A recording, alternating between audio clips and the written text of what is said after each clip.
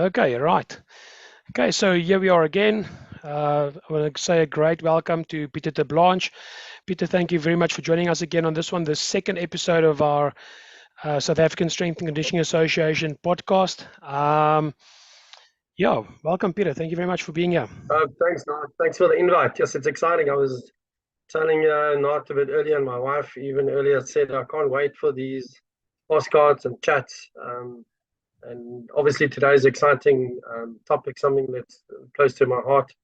But I think we're just getting in on just scratching the surface of where we can go and where we want to go. So thanks again for the invite and thanks for the initiative. I think it's a great idea. Yeah, great pleasure.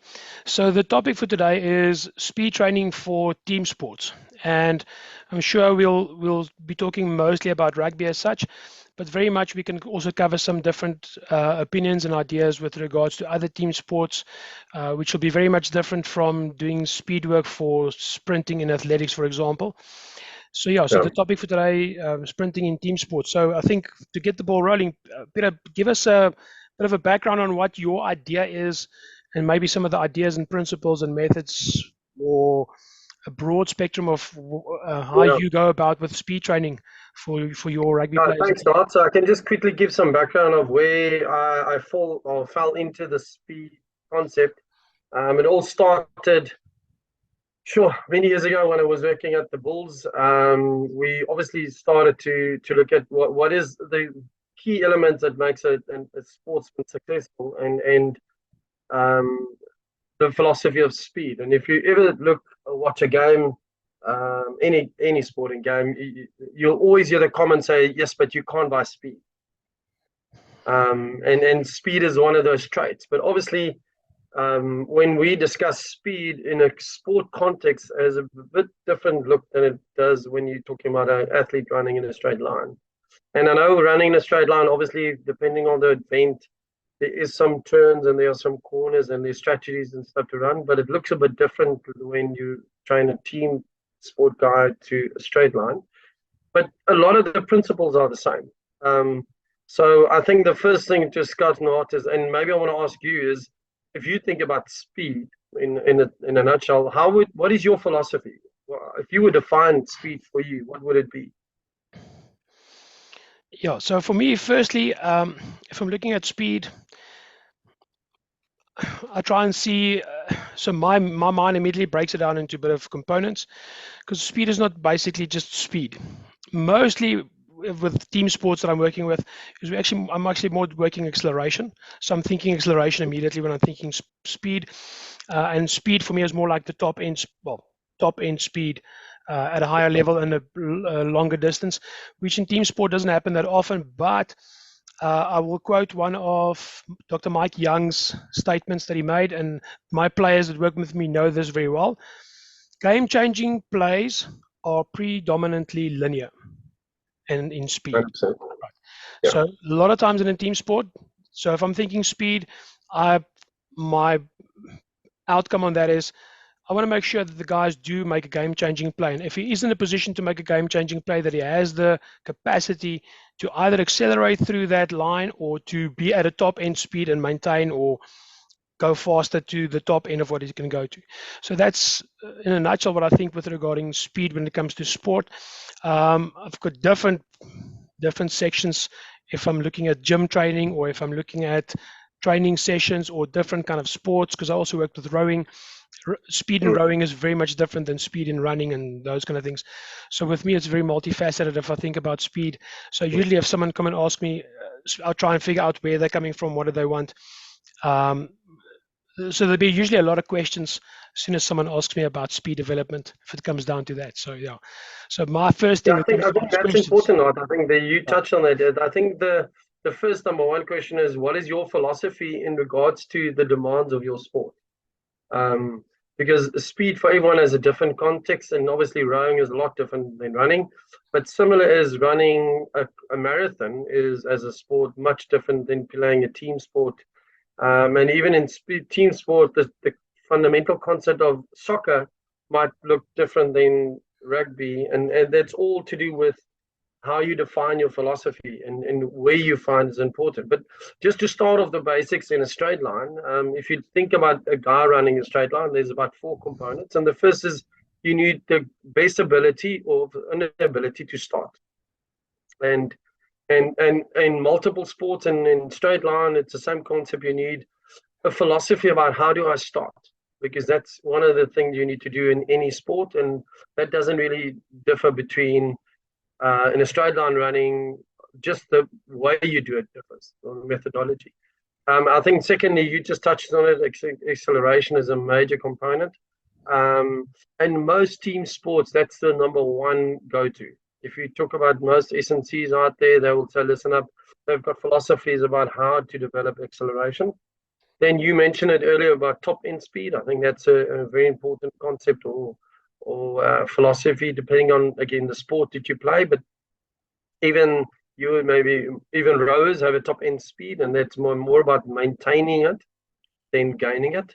And that basic philosophy goes right through to even team sports.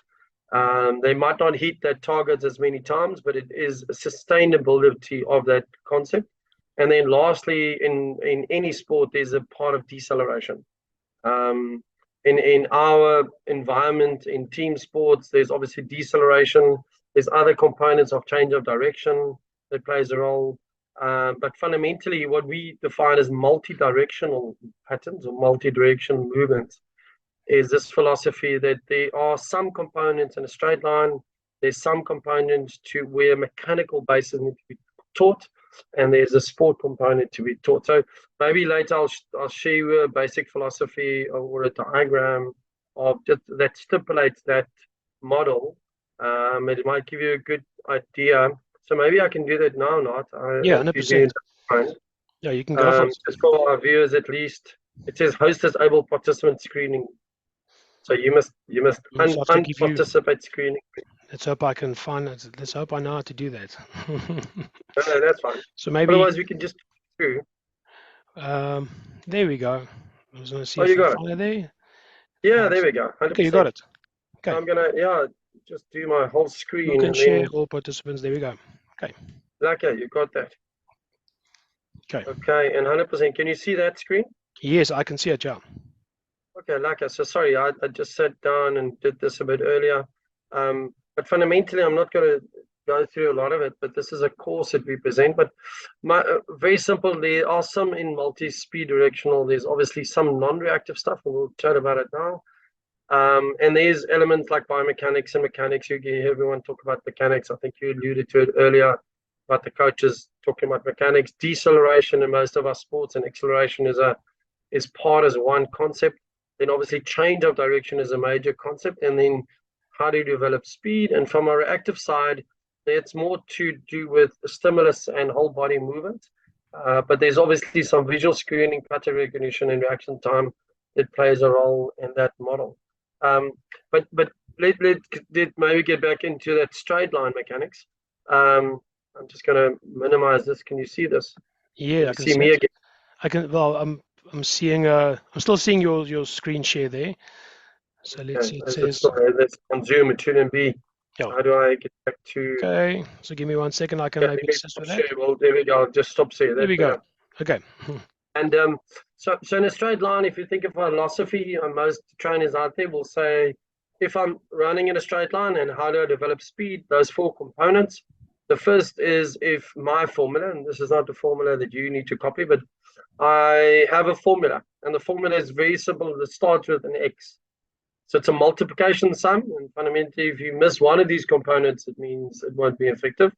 And the first is X, and that's genetics. We talked about it earlier, but you can train a pony or a donkey as much as you can. He's most probably never going to run a horse race and win it. No. He might partake and he'll enjoy it, and it's a great day out, and you can dress him up. Might even be the fastest donkey on the planet. 100%. Probably still not going to win the horse. And I always say you can sprinkle him and put banners on him, but he's most probably never going to win. Yeah. So genetics is the number one thing that plays a major role, and you either can thank your mom or dad or not.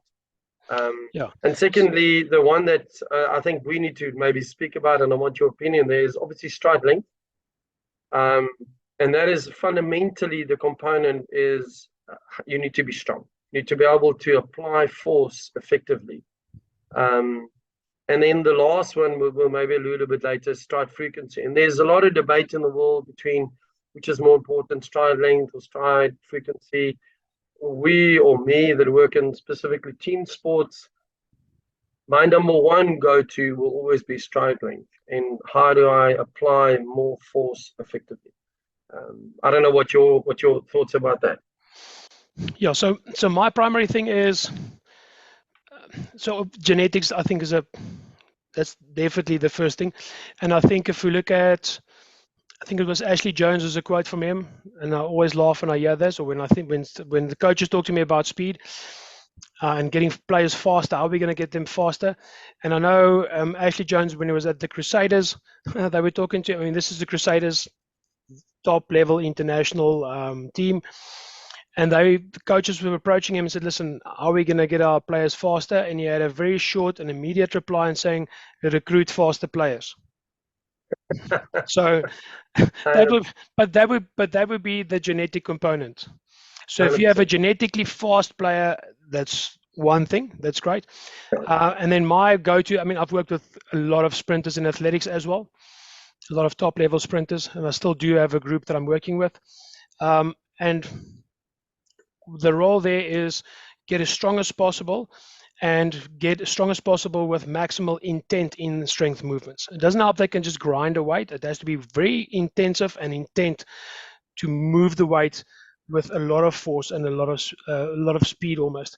So even heavy weights, to move the heavy weights as fast as possible. So a heavy weight will move slow, but I still try and move my heavy weight as fast as I can, because that internal rate of force development is where it comes down to.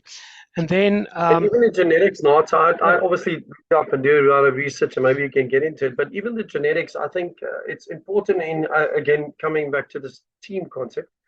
In a team like a rugby team or any environment, you did get different variables. And obviously you get a player who's fast, but he might be skillful, and you get a guy who's also just as skillful, but he's mainly maybe a slow twitch fiber guy. I do think there's technology and science out there that you can actually measure that. At least then you've got a parameter to say, listen, this guy's predominantly slow twitch or predominantly fast twitch, and I've got a guideline as a SNC what I need to train at more. And there's lots of research and stuff showed, especially they call it a wild gene, where if you predominantly exercise, especially young enough, that same genetic profile, or you train the muscle fiber if you want to go a little bit deeper, that there is a carryover, that even the slow athlete doing the right things might progressively get better at that activity. And that rate coding, or that muscle memory, if you want to call it, or the rate of force development, that intent that you just spoke to about, that improves because the body gets used to that more and more.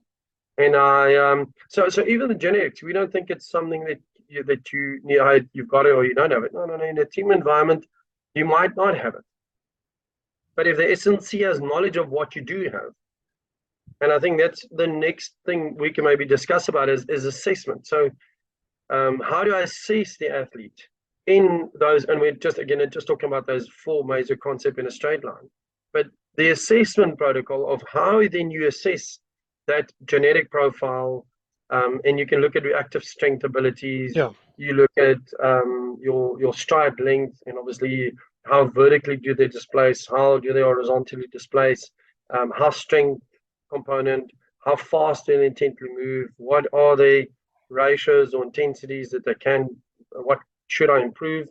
And then obviously on the frequency side is mechanically and biomechanically, how can I make the athlete more efficient? I don't know if you want to maybe allude on that. Yeah, so I think that's quite important. I mean, you'll see some players when they run or sprint, you'll immediately see that. You can see a lot of if you have a good eye for it, you can see immediately, okay, so knees aren't going where it's supposed to be going, arms, foot's going too far in front of the body, a lot of braking forces and those kind of things. So you can, on the biomechanics, you can have a look at those, and to make it more efficient, it's very important. So, and then with the proper testing and with a good eye in terms of the mechanics, if you're not going to do a video analysis on, it's not always viable to do a video analysis on 60 athletes. To do that, it's not always, it can be done, but it's going to take you 3 months to get through the videos. But with a good eye, you can see who's. But you do speed tests, even in our level, I think it is quite important. Sorry. Yeah. If you do 10 and 40 or starts or excels, if you have the capacity to do video analysis, because I've been doing it for many years and I still miss things. Yeah. If you do have the capacity to do it, it obviously helps. But if you've got major numbers, a good eye, and you can teach yourself what it is, I'll maybe allude a little bit later. I have a formula that we maybe might share. You guys can actually buy at a stage called the Run Great formula that I might share with you. But I do think that assessment is a great concept of, okay, cool, how do I measure? Sorry, I interrupted you there. Yeah, so we look at the biomechanics, and then you can see if there's certain things that need to be worked on with specific individual athletes. Some guys are overstriding, it's quite simple to see. And then with some guys, it's a very basic thing that makes a big difference. Sometimes even just in their intent in how to start from a three-point position or from a standing position, how to get that. Maybe arm action, get a better arm action, and almost what helps a lot of guys is if they run, it's called the double pulse down. So if the arms go down, both arms, one arm is going forward, one is going back, but both arms impulse is down simultaneously. So 100%. Sometimes you get some guys that the timing is completely out. The coordination is just bad, So getting the coordination better. And what I have found in my experience, and it's probably the simplest things to do, is I try and do a lot of sprinting work and try and do a lot of acceleration work. So try and do a lot of it and more often of it. Yeah. And what 100%. I've done, because what a lot of programs neglect is that actual component. It's a big component to have, 100%. But a lot of programs neglect that because they all have an idea. They all have an idea that okay, we have to do 5 60-meter sprints at, say, maximal level, and we need a 7-minute rest in between, and it's going to take like 3 hours to do the whole session. 100%. Whereas get it more, it can be less fatiguing and this is what I've done, but I get a higher frequency in try and get more of a frequency in that. And especially with players who haven't had a lot of speed training background, because also they come there with a very low training age of speed training. 100%. So work at a program and we get a higher frequency under much less fatigue and build up different components on a very elemental level, if I can put it that way.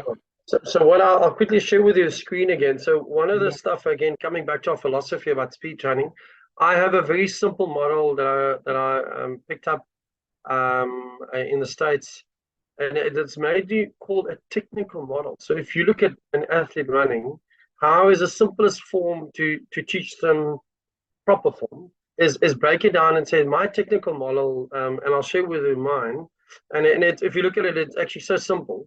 It's actually funny, but fundamentally, if you look at, I don't know if you guys could see the screen. Yep, I can see it. So very simple. The number one place that I'll start is I will start with posture, and that is to do with strength, coordination, balance. You then quickly alluded to the second level is legs. Okay, what does the legs do in those 4 components that we said? Well, how does it look in the start? How does it look in excel and top end speed and deceleration? And obviously each of those 4 components that we just mentioned, that I'm going to repeat myself again, with start, excel, absolute speed and deceleration. Each of these technical models has its own place that you can check it and say, listen up, how does he look when his postures in the start? I'll just use the start. What is his, sorry for that. How does his leg look in that mechanical position and what it's supposed to? And you can do a carryover to see how effectively, and then what does the arms do? That double punch that you just spoke about. And at least my idea is to give you guys just to say that get yourself a technical model that you think, listen up, when you do coach speed, it's not just, hey, they run well. Take each of those four components, break it down to the smallest entity and say, okay, well, how can I improve posture? How can I improve leg drive or leg position or leg position in the run or in the drive and the lift or the knee or the foot or ankle? And then obviously, what is the arm role play? And if you do break it down that systematic way, it's an easy way to coach as well because Yeah. you've got certain elements and all of those aspects you can individually work on. Yeah, what's really Sorry, I know. what's really good about this is it gives you a filter or a lens to look through at the athlete that you're working with. And if you have 100%. that filter or that lens, you know these are the key things that you want to pick up that you want to either improve or that you need to correct, and that makes the Yeah. coaching a lot easier. Yeah. 100%. And then even if you like someone who's working primarily in a gym, you can always reference back to Yeah. those four elements in my gym to say, listen up, we do postural work, wall drills, squat, deadlift. The form that I want you to have here simulates what you do out on the field. And it always creates a context back to what you do in the gym has to move specifically to what you do. It's never exactly the same. Yeah. But Exactly. the But context of where it comes in plays a good yeah. role. Then the athlete also understands, listen up, hey, I do postural work in the gym with deadlift and squat and all my postural movements. And that simulates a movement that I might have in training speed. Very true. So just to add on to that, I think it's very important to do that, to make that connection between the field and the sport and the strength and or whatever additional exercises you're doing. Because of a lot of the guys I'll find is you get both ways. They can, when they're doing a movement in the gym, they're doing it really good, for example, and they're getting some things really right. They're getting the body position in a good position. Then we get on the field and they're in a start position or they get into a clean position or something like that. And then all of a sudden they can't do it right. But as soon as you make Yeah, the connection for them, there's like a light bulb going off. And then they can figure it 100%. out because they already have the ability to do that movement correctly, 100%. but Yeah, in a different context. It's for some reason the brain hasn't made the connection yet. So if you can make the 100%. connection in a different context, that's where you get your performance in. Especially when you think about speed or running. I'm obviously my focus is running, but you could do in any sport. The context is normally a part of the coaching, but when you compete in the sport, you don't actually think about it. You don't want the guy to think about arms and legs and posture. He does it naturally, and that's Yeah, where coaching comes in. Is they need to have gone through that process where he's competent in doing it without thinking. And that's why you want to make that connection, the brain muscle connection, the neuromuscular connection of working intently with strength, working the right postures, having the specific coordination and balance in when you do things. And that's almost putting it together that listen, the athlete, and that's how you do development is I coach on one end and the other time when he plays rugby, I'm not even going to focus on how you run that way, you through your arm or your leg is in a different position because there's so many other elements to it. But the efficiency is the key. A 1% efficiency in energy, we'll maybe have a chat about energy systems, but energy used or more effectively utilized into applying a certain skill um, accumulates to a bigger result in the end of the day. yeah, very true.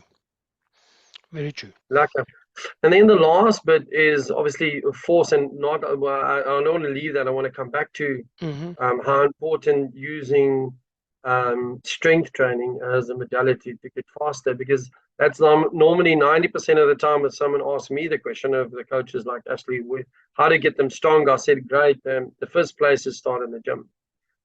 You need to have the ability to apply force, and we can maybe talk about specifics. But the last part of that formula of mine that we started, like a discussion, I'll repeat it again. So the formula is you need genetics. And again, it's not necessary just to have the genetics. It's important to know what you have and how we can improve it. The second bit is stride length, that ability.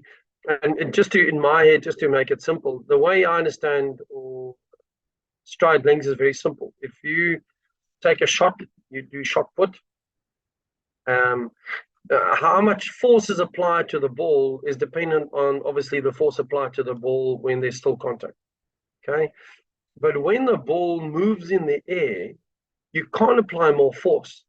So that initial force is that stride length, the ability to, when I make contact with the ball, or my foot on the floor, or the paddle in the water, that initial force or that force throughout the movement is crucial for the end result. But the frequency, that last part of the formula, is actually the mid-air. That part when I'm recuperating to get my body in a good position to apply force efficiently again. That's the frequency. It's not how quickly my feet goes, and it's not about all these running in sand drills and ladder drills, and that all is great. And it has an influence on certain elements of speed. But the fundamental principle in the formula is you need right genetics, so know what it is. You need to apply force efficiently. And the frequency has to do with how efficiently you apply that force multiple times. And those elements for me, in a nutshell, that's how I assess someone. If I say, listen up, how well do you do in speed? And that could be applied over multiple elements. It can be applied, obviously, in water, you alluded earlier. It could be applied in a sport environment where there's a team, or the same formula applies to someone who runs around the track. Yeah. It's exactly the same formula, obviously, depending on the sport that you play. Yeah, very true. I don't know if you want to allude on that. Yeah. So I remember speaking to some sprint coaches and also looking at, I can't remember the study that it was done, but I think there must have been multiple studies on this. So it comes down to, if you were to take one component or one element that will create the fastest sprinter, and this was basically taken in athletics, straight line 100-meter sprint, 60-meter sprints, the one component that'll make the biggest difference, or the one component that's the biggest determining factor, is the athlete that can basically hit the ground the hardest. 100%. Can apply the most force on the ground. Now, generally speaking, if you're sprinting, we're looking at, with sprints, I think it's the top sprinters, 0.08 seconds of foot contact. Yeah.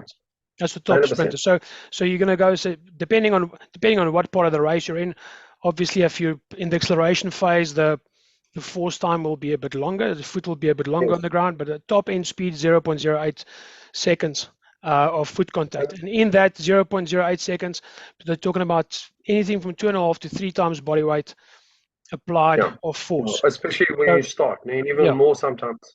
Yeah. So when you in the starting position, foot contact will be longer in the start, but the forces can be higher.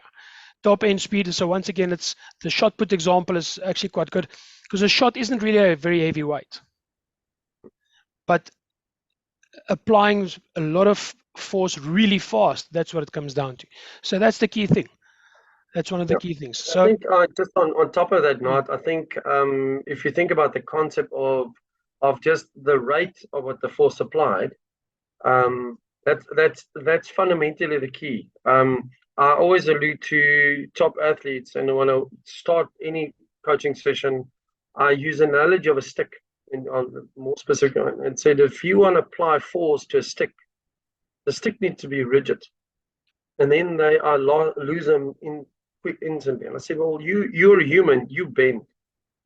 So the less I get you to bend, the more efficient they'll be. And then I know I lost them. And then at least the coaching can start. So listen up, when you're applying force, we actually don't want you to bend. And then it contradicts everything we said in the gym. You need to have a full squat. You need to, and putting those together, just said, listen up, if you have a nail and you want to drive a nail into a wall, onto the floor, and that nail bends, the force dissipates. Means there's no force applied. Or there are force applied, but it's not in the right direction. The force vector becomes and we need changes. to get you as stiff and rigid as we possibly can, apply the force efficiently.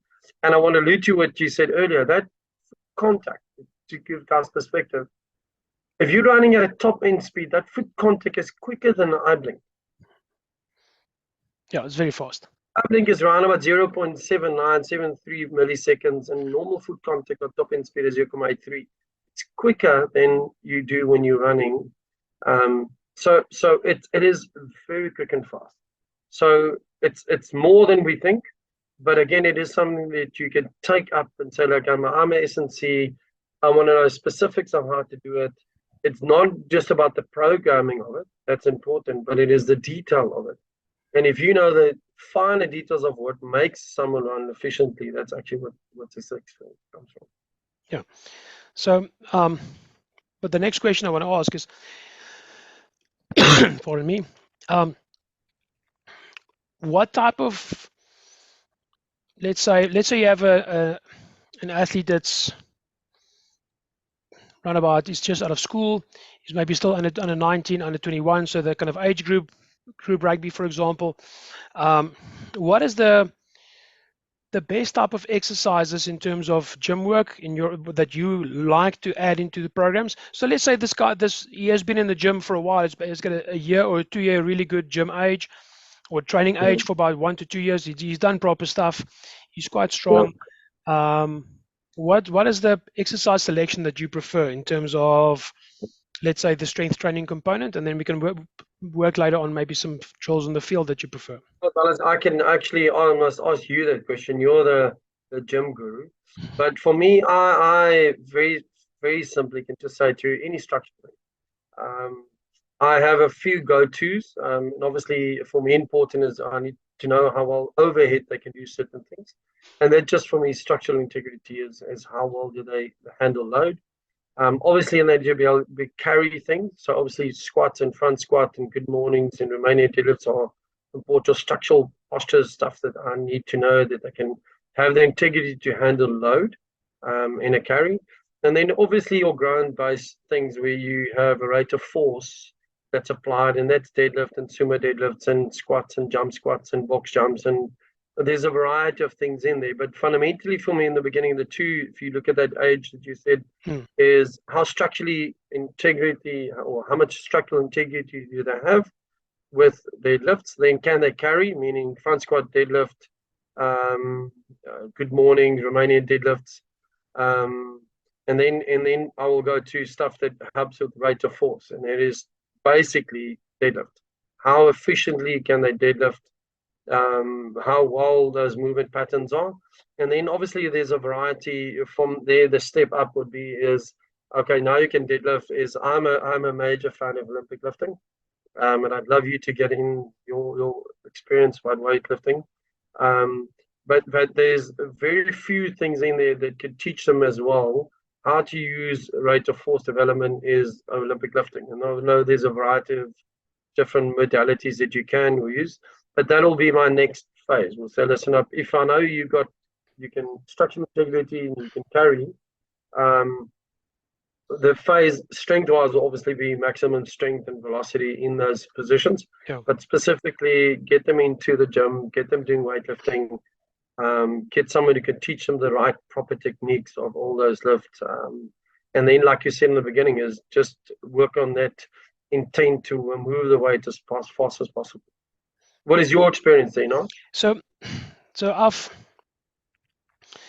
I mean, I gave quite a specific example. So with the specific example that I gave, I mean, you have a rugby player. I didn't even give position, but let's say it's a young rugby player age group.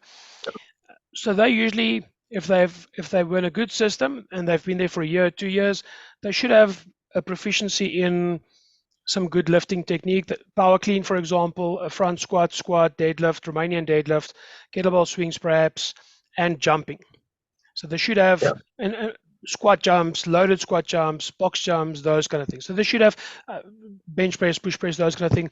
Maybe even power snatch, hang power snatch, those kind of things. So they should have some proficiency in there. So if I tell them, listen, power clean, they must at least have an idea what a power clean is. That's what comes down to. What's the proper S&C? I must tell you, we get kids who comes from different places, and there's a truckload of them. You just mentioned probably about 10 different Olympic lifting methods, but we still get them and they still can't squat. I mean, no proper squat. You see, so the guy I'm talking about in my example is already 2 years after that. So sorry. So we're looking 2 years after that. So he's not fresh out of school. He's been in a system. He's been in a professional system, either at university like played Varsity Cup or in the Varsity Cup level, young guns, Yeah, those kind of 100%. thing. Maybe even provincial level, those kind of guys. So I mean, listen, I've had guys come from provincial franchises, and it was also shocking. But what I have found a lot Yeah, of times is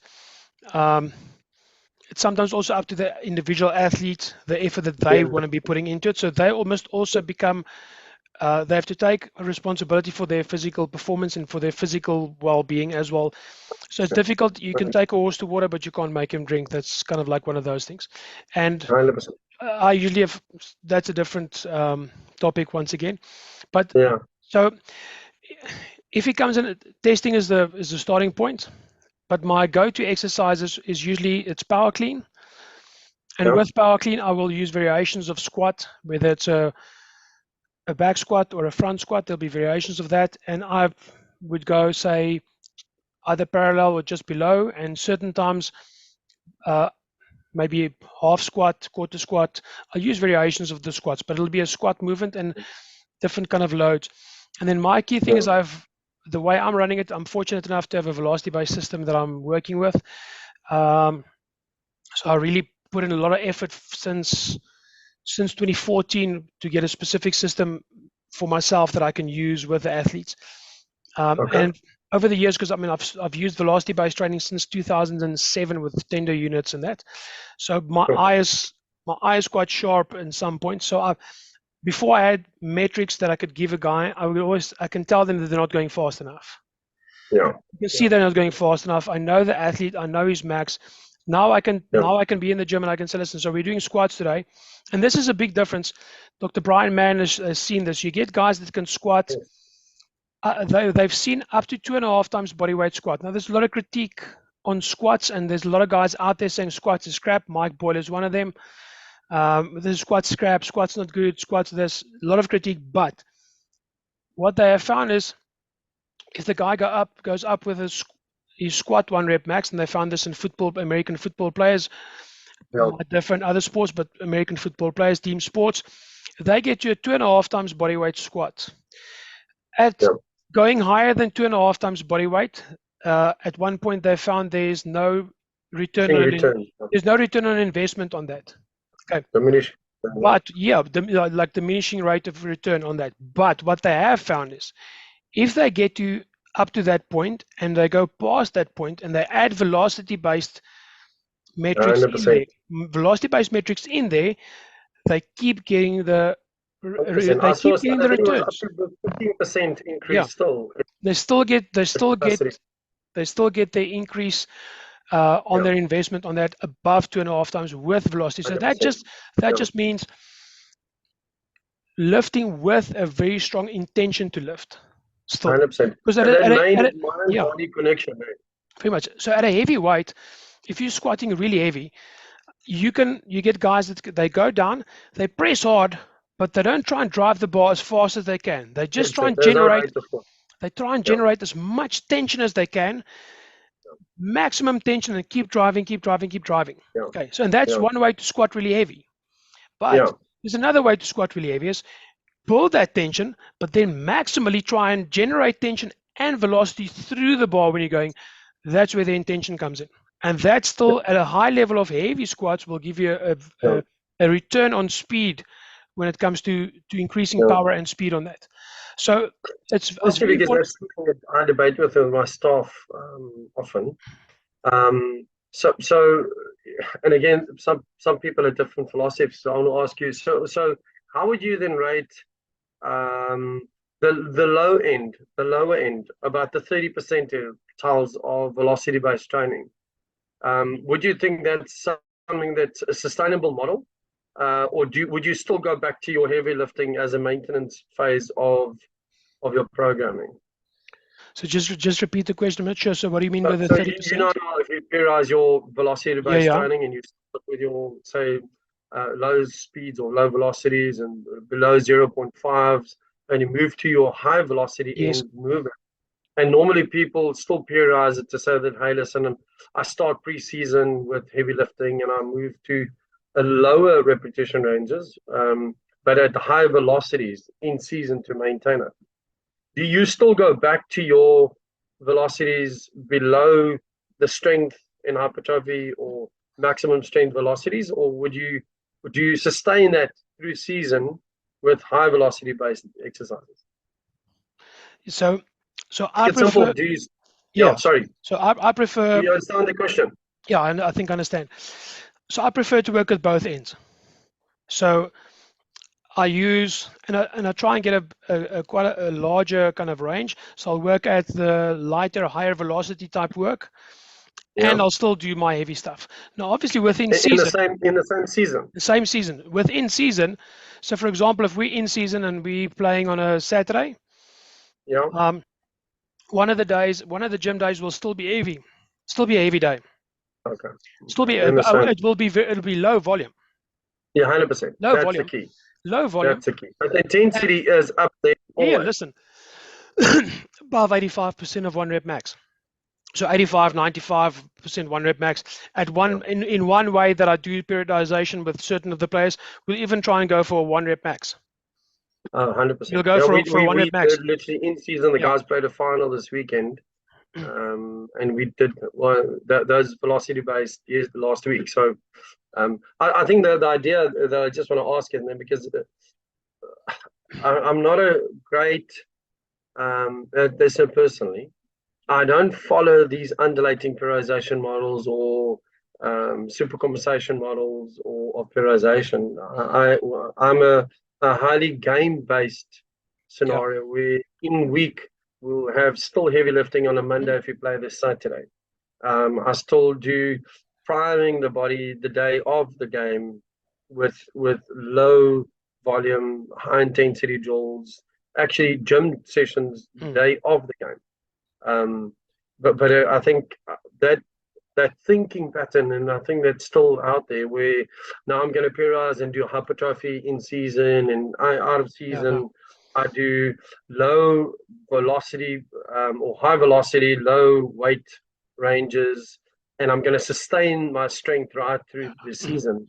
But school of thought is old, and Yeah. again, maybe critique me on that. I would. So I I'd think love the opinion of more S&C coaches about that. yeah, there's many ways to skin a cat. And one of the things that I believe is if I get stronger, I get faster, and if I get faster, I get stronger. 100%. Provided I do both. Provided I do both. Yes. And I sustain that. I think Yeah. one of the biggest issues I have, especially with speed development, you get these guys and they focus ample times pre-season on speed, and then they suspect the game environment will sustain it in season. Yeah. No. Well, what I've moved away from is I'd rather have 4 or 5 speed variety of movements throughout the week, literally up to the week of the final, So, and as how almost long as would a that warm up. sessions be then? In No, season, how long literally about? 15 minutes. Yeah. Okay. 15 minute sessions. Yeah. Spread over the week and cover all the modalities. More for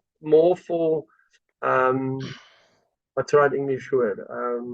More for confidence for the athlete, For sure. that he still has the ability to do it at flat out space, Yeah. rather than compartmental sessions throughout the month and thinking that it will sustain it through the season. One of the schools of thought is, and this works for strength and by default power speed type stuff, is that you want higher frequencies with lower volumes or lower 100%. volumes. So in other words, you can if I am well adapted to training, so you also have to be well adapted to training. If you're completely That's untrained, different story. So you have to build the person into the volume and load. But if someone who's used to a certain volume of load, if I'm doing if I do 5 10-meter sprints with and I'm talking maximal effort 10-meter sprints, which yeah. a lot of team sports the athletes find it difficult to understand what's maximum effort sprint. So it takes me usually about a few weeks to get the athletes to understand what it means when I'm saying full effort, because 100%. they will inherently try and save a little bit in the tank. 100%. But they get to know that this is only going to be 5 of these. I'm not going to make you do 1,000 of them. So let's say 100%. five 10-meter sprints and 2 20-meter sprints at maximal effort, maximal effort with a relatively good rest in between. Will take maybe 10 minutes or 5 minutes, even that long. and that will not fatigue the athlete. He will not be. They will not be 100%. tired because of that. I can do No, something in that kind of line every day almost, 100%. and they will And not again, just fatigue, and that creates that groove to, because it's a 100%. skill. It's also a skill to apply force really fast. So you That's exactly the develop the point I want skill to make. there. Yeah. 100%.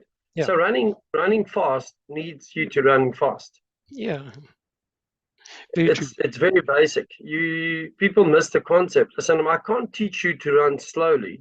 There are philosophies out there, especially with top sprinters. I mean, in the straight line athletics, that there are days that I run slow Yeah. and mechanics and plows and focus on certain elements of your race. But mainly, you need to run at your maximal capacity and push yourself beyond that barrier. Remember, the body 99% of the time is actually just wants to inhibit movement because it scares you're going to get injured. Yeah. But the more I get them used to that load and intensity of my specific game demand, it doesn't mean that that's a maintenance phase. It means I can actually go beyond and do more because I'm more exposed to it. And that's actually when you get the athlete to feel, wow, I actually want to do more speed work because in my element of my sport that I play, specifically, I can talk about rugby, they get this feeling of, wow, this helps me to improve my game. And well, maybe a different discussion is we like to talk about energy systems, but I'm a great believer that energy reserve is built by increasing maximum capacity, not endurance. Very But true. Yeah. we'll maybe Yeah, different that's discussion. your anaerobic speed reserve concept. Yeah, yeah. Yeah, that's actually a topic we can discuss into on its own. It's a 100%. Yeah, subtopic of 100%. this. The subtopic of this. Let's say we can 100%. discuss And it. then now we're just talking about the top tier of how do I Yeah, increase maximal speed capacity. And yeah, again, coming yeah. back to our first question, it's part of your philosophy, but there's a multiple levels of it. I just want to show you guys one um, little slide just to give you a bit of a description um, of what can be done just on what we call speed quality. So this is a thing I adapted from Exos. I don't know if you guys have ever heard of Exos, the old athletes Yeah, performance. I've all of them. Yeah. I have an amazing, if anyone to do it. We also do a speed course through Sports Coach Global that is a bit more sport specific, but they have a great thing. I'm just going to show you. They've got a great Perfect. course. I think it's called Speed 0.1 that teaches a lot of these fundamentals. Um, but if you look at this diagram, I just want to quickly share with you this. Um, can you guys see that screen? Yeah, screen is up. Yeah, and very simple. Just if you think about speed as a coach now with team sports, this is a great, just a little diagram that describes what we're just talking about. There are some certain movement skills that gym is obviously part of it, but there is this place where I can generically and specifically stimulate what the needs and requirements is for that sport speed specifically. But there's a huge element that the sport provides that Sure. we as SNC struggle to provide, and that's where coming back to the point we just alluded to if you need to train fast is how vital it is actually to measure your in training when you do your sport specific Yeah. skills to do it at the right pace and intensity and load required for your game demand. It's not just the excluded SAQ concept of I do this as a separate entity and then I do my sport on the side. Those two must be amalgamated as one concept right through your training session. No, very true. I mean, that's why you have to have sessions, and we try and I try and manage that with the sports coach as well. So we're saying, listen, today guys must go for it. Today is our day. If we're doing sports, we're doing sport specific stuff. We can't do a half measure today. So 100%. whether it's with contact or without contact, if the guys are not going fast enough, we have to get them fast enough. They have Yeah. to execute this. Because So automatically we what have a happens in concept that we call. so what happens in Sorry. game day, what happens in game day is a lot of the times, a lot of times you'll see the team execute a move from a set piece, for example, and then it doesn't really work. So something goes wrong. One guy's in too fast, the ball goes behind, and so on. And usually what happens is on game day, you are much more hyped, adrenaline is pumping, so everything is going that little bit faster than what you would normally go, and then the timing is out sometimes. And especially if you're not practicing at a very high speed and very high intent and very high intensity going with that. So if the practice is not at the game intensity or above, 100%. It's going to be difficult to execute that in the game, because the game will be faster and more intense. Simple as that. So it's very important, the game sport specific must be at 100%. That level. There's a guy, I'm going to share another thing with you. I can actually just read it to you. But there's a great, it's called, I think it's ULA app, or ULA acronym, that Ian Jeffries, I don't know if you've heard of Ian Jeffries, but he describes it, and I think this is what we're talking about. He says movement is context specific. Yeah. It's goal orientated. It requires anticipation and reaction. It involves direct interaction with an opponent. It requires a range of skills and is not determined by speed alone, but instead by the successful completion of that specific task. That's a very good quote, yeah. Very good quote. Hello. And just in complex for me, Ian Jeffries is a guy that I follow from. He was in the States and in Ireland. And he just says, listen up, it's not so simple.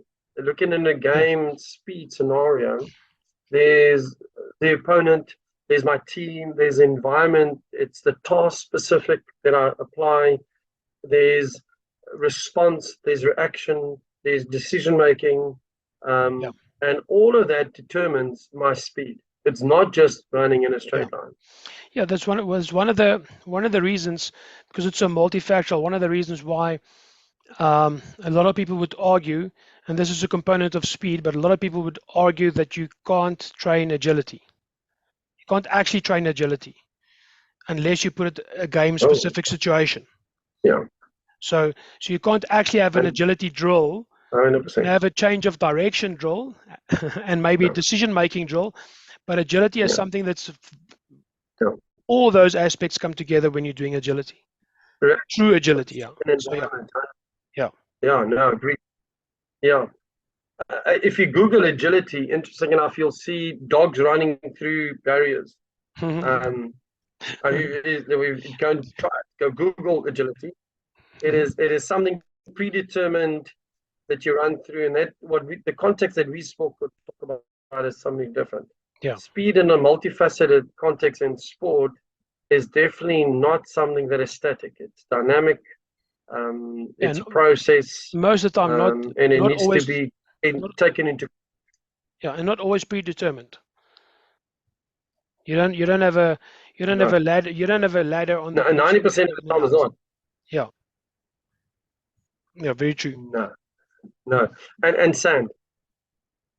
I know there's some of the guys with a question maybe about sand training, because I know that sometimes a craze that guys said, I need to go and train on sand. Through statistical, and there's lots of studies that show, so specifically for an element of rate of force that you want to apply, there is a component of it that has a benefit. It depends on the type of sand that you're training on. So sea sand, and when it's soft, on a different entity than training on the harder part of the sea sand when it's harder. Just take in consideration when you do train it, each element of it has a specific goal. So if you don't just say, I'm going to do speed training, put ladders on a soft sand and think you're going to work on rate of force. You might work on the element of rate of force, but it's more to do with the application of rate of force than actual rate of force. And then if you want to work on the ability for frequency, again, just come back to frequency can't really be trained. It's something that is part of efficiency of moving better. So I do use sand often, but you need to know the context that it's involved in, and then how to do it. And again, maybe we can have just a discussion at a stage on how do I put up a sand-based training session to get the right results at the right time. Oh, that'll be interesting because I've also had that question. Anything else, Naat? You want to maybe ask? Yeah, no, I think we've got quite a lot covered for today. There's a place. There's a place for it. Yeah. Yeah, 100%. Thanks, man. I think there's a things we can still. If there's any questions, please for the guys, email us out. Maybe next time we can have a part not where there's questions from the people out there that we can maybe answer a few questions about some of the previous topics. So that if there are guys who want to ask questions, maybe write us a mail and hopefully we can help you to cover those questions. Yeah, 100%. Yeah, we'll definitely do that. I'll put that up as an option also on the. I'll put the contact. I think there is some contact details usually in the description, but I'll add some email addresses in there as well. I usually put the email address at the end of the podcast, but I'll put it into the description. And in some of the platforms, I know YouTube, you can put comments. So YouTube, you can put comments. I have a Q&A option also in Spotify. So if you're listening on Spotify, there is a Q&A option on Spotify, so the guys can put it in there. So guys, please feel free, and then we can see what we can cover if there's anything that you want to ask. Awesome, man. Yes, thanks again. It was amazing. I cannot wait until the next one. Maybe you can give us a bit of a tidbit of what the next one might be. Maybe some thoughts or maybe some ideas that you guys might think that we might cover. But from your side, Naat, I know I would love to sit and just discuss one day just your philosophy just about VBT and how you approach a season with it. For sure. How would you physically start? How would you look at a session in itself? And maybe your assessment abilities, or do you follow Bosco? Do you have your own protocol? How do you do assessment? Do you work out a force velocity ratio profile for the athletes? I'd love to know more. Do you use peak velocity? Do you use mean velocity? Do you use a combination of it? So there's what's it, MVP, or that's mean velocity potentiation? Do you use that? I think there's some good things that we can learn from there. Yeah, no, for sure. I think that could be potentially the next topic that we can chat about.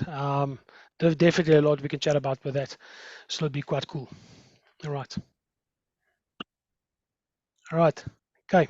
Thanks, Naat. All right. Thanks, Peter. Over and out.